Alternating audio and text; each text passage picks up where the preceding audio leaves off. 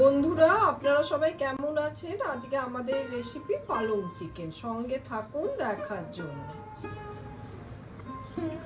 মুখের রুচি ফেরাবার জন্য পালং চিকেনটা আপনারা একবার বাড়িতে বানিয়ে খান আর আমায় লিখে জানাবেন কেমন হয়েছে।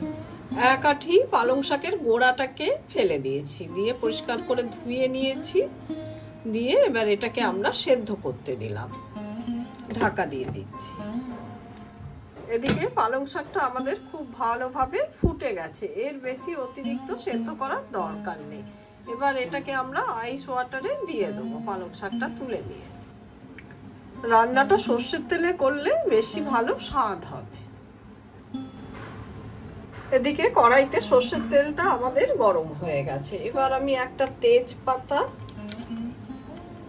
দুটো শুকনো লঙ্কা দিয়ে দিলাম, জিরে সহ হোল গরম মশলা দিয়ে দিচ্ছি।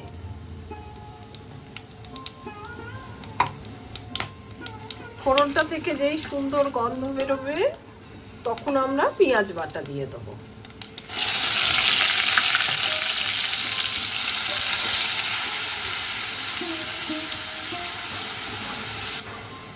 এদিকে পেঁয়াজটা যখন বেশ কিছুটা কষানো হয়ে যাবে তখন আমরা আদা, রসুন আর কাঁচা লঙ্কা বাটাটা দিয়ে দিচ্ছি।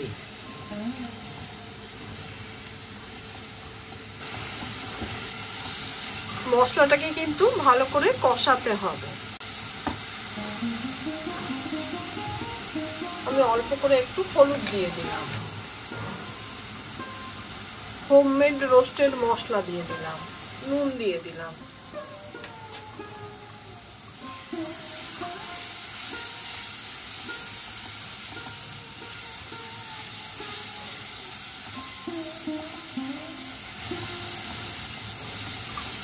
এদিকে মশলাটা কিন্তু খুব ভালোভাবে কষানো হয়ে গেছে।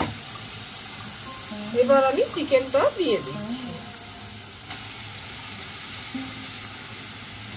চিকেন এখানে 500 গ্রাম আছে।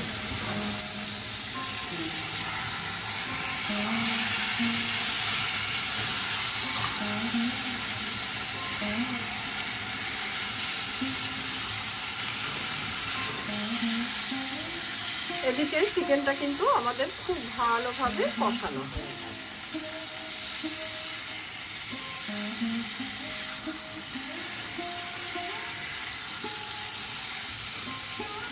এবার আমি মশলা বাটা ধোয়া জলটা দিয়ে দিচ্ছি।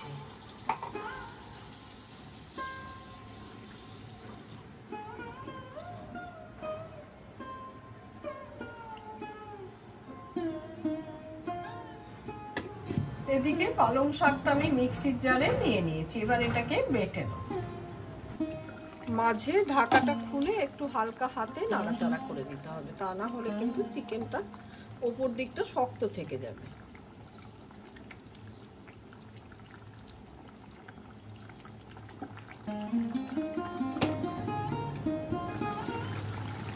এদিকে চিকেনটা আমাদের পুরোপুরি সেদ্ধ হয়ে গেছে। রান্নাটা একদম শেষ পর্যায়ে এসে গেছি। এবার আমি মিক্সিতে বেটে রাখা পালং শাকটা দিয়ে দিচ্ছি।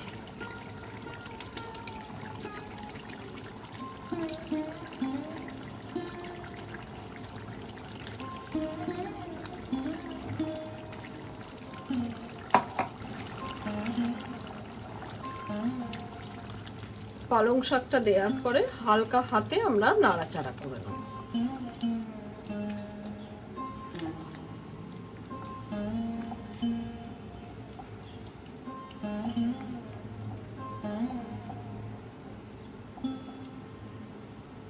খুব ভালোভাবে মেশানো হয়ে গেছে। এবার আমি ঢাকা দিয়ে দিচ্ছি।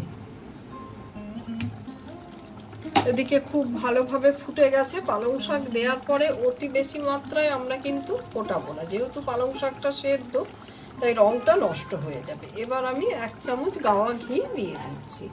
আপনি ইচ্ছে করলে এখানে বাটারও দিতে পারেন।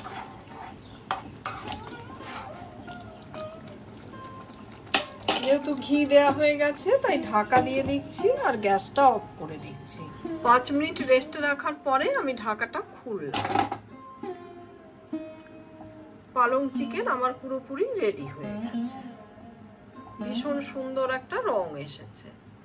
আমার এই রেসিপিটা যদি ভালো লাগে লাইক, শেয়ার, কমেন্ট আর সাবস্ক্রাইব করতে ভুলবেন না আমার চ্যানেলটা।